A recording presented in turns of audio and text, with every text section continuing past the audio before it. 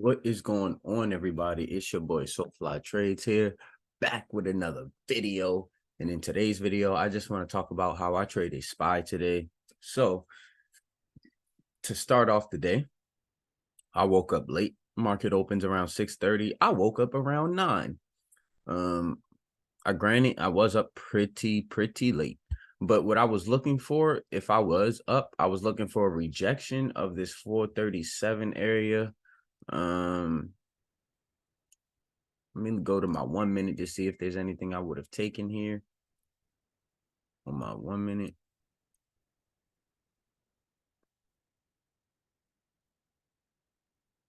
If anything, I would have taken. No, I'm not seeing anything that confirms with volume, like rejecting it or push up on lowering volume. Maybe.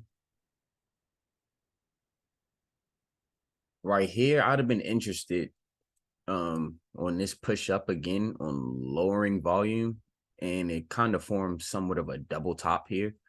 But that's not truly ideal for me, simply because we're just like teetering on the line. I think the play I would have had more conviction in, at least, would have been this 435 play. This is really what I wanted to see. But I was asleep. It's all good. So long story short, we push down. You see this increasing volume on this push down, and then you have an increasing in buying volume at this key level here. Once we dipped below and reclaimed it, I definitely would have got in here on my 5 minute and took it back up to 437. But I missed it. So I want to talk about the trade that I did take. Let's go to my 1 minute here. On this break above, we had a break above 437 after teetering for a while. So I thought we might see some volume. So long story short, we pushed up and then we retraced somewhat on this lowering volume. So I got in right here. I was up pretty good right here. I cut one contract simply because my price target was the pivot point. Not the best risk to reward, but I didn't have to trade, but honestly, I just wanted to trade. Even though I didn't have to. Just wanted to get my feet wet, you know what I mean?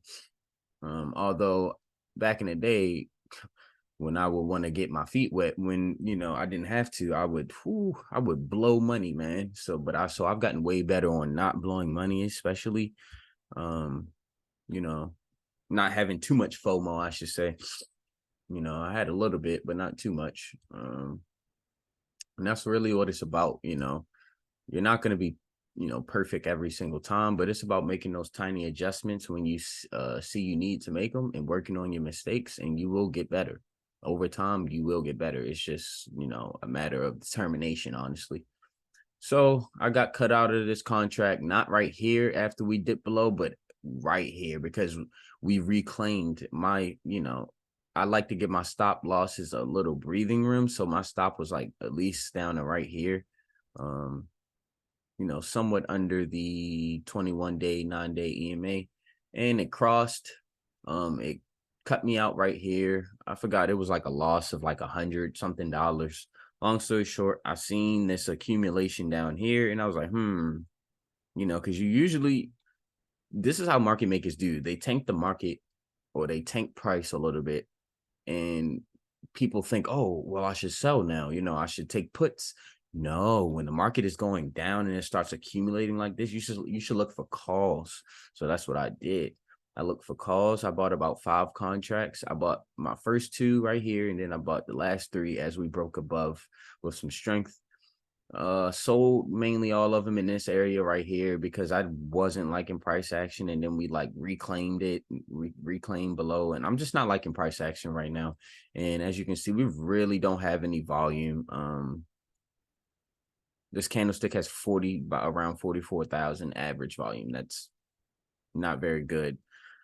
So I didn't want to stay in. I wasn't that confident. As you guys can see now, it's starting to move a little bit. But it's just teetering right above the line. And I don't like holding through that, simply because if I'm trading same day expirations, my theta will make my contracts be worth less money, because theta is time based.